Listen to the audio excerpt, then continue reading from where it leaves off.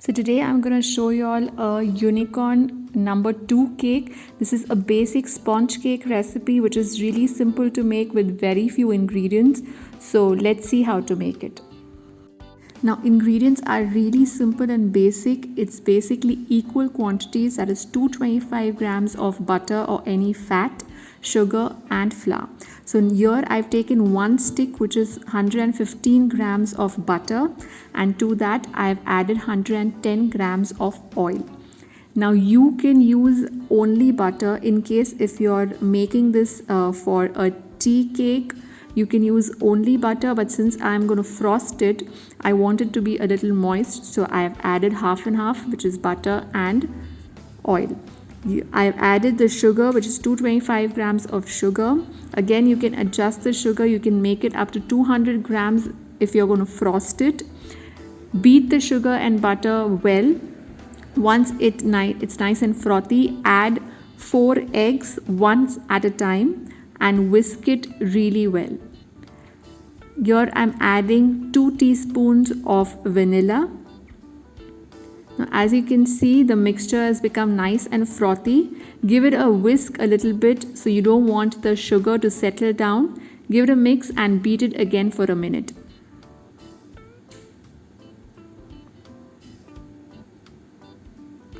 So here my mixture has become nice and frothy. It has doubled in volume, if you can see. Now to this we'll add in the dry ingredients. So here I have 225 grams of flour which I have sifted already. Now using a spatula, mix it, fold it in the wet ingredients gently. You don't want to overbeat the mixture.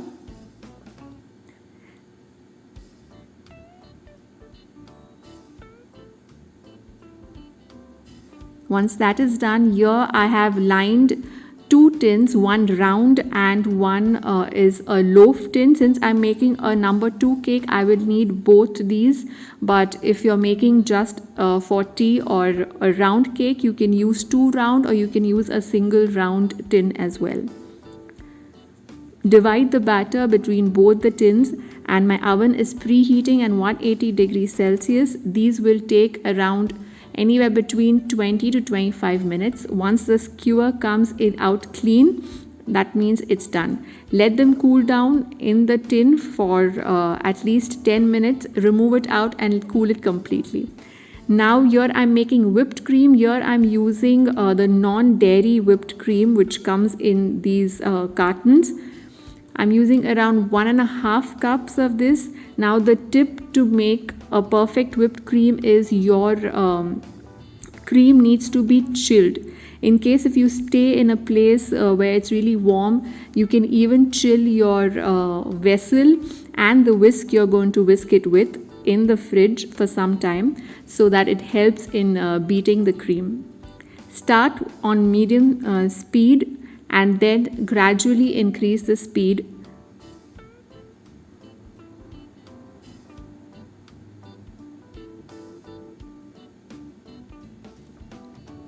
So my cream has been whipping for some time. As you can see, it is still very liquidy.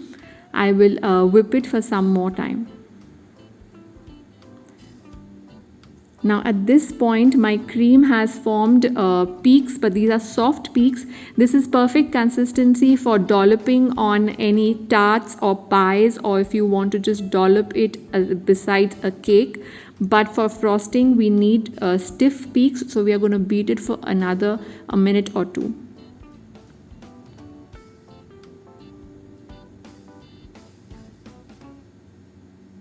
Now at this stage you can see the cream is staying in place. It has formed stiff peaks, and that is what we want. I will just beat it for another 30 seconds and our cream should be ready.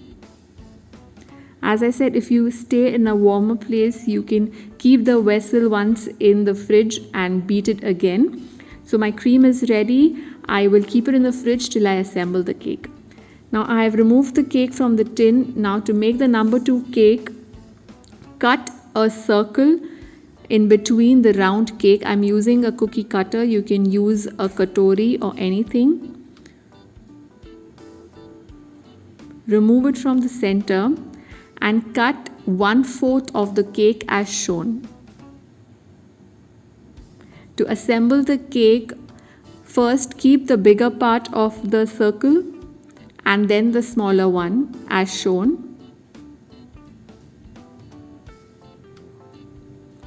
Now place the cake which we baked in the loaf tin. Now it's a little more thicker, so I'm going to trim it according to my circle cake. And your number 2 cake is ready.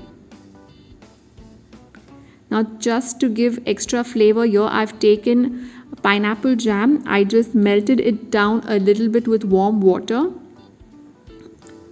Spread it evenly across the cake. This just adds a little extra flavor. If you don't want, you can even skip this. You can also use strawberry jam instead, or any juice like orange juice. Now here my cream was in the fridge. I'll just dollop a little bit of the cream all over the cake, and we'll crumb coat the cake once before we pipe the icing. This just helps the cake to look better, and plus it holds the icing much better.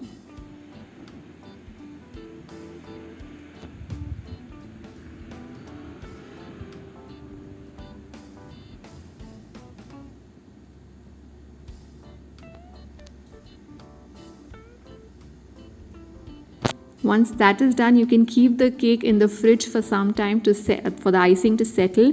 Any extra icing, you can just scoop it out with your finger so it looks much neater. Now in a bowl, I'm going to take the remaining cream, almost 3/4 of the remaining cream. Since I'm making a unicorn cake, I'm going to use colors. So I'm using gel food coloring.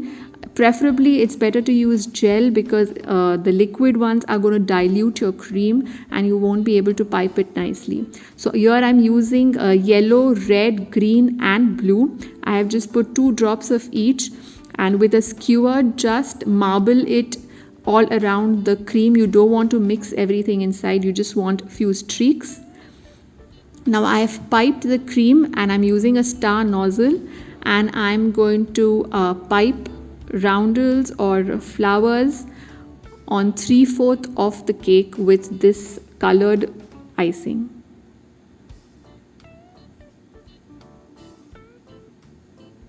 You can also use any single color if you want. I think this just looks much more prettier.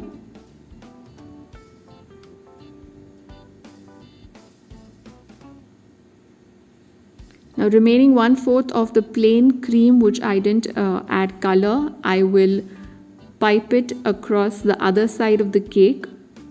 Now here I have a small cone which I have just inserted a skewer in, and we'll insert it as a horn of the unicorn. The remaining white icing, I will just ice it around the cone so it looks same as the other cake.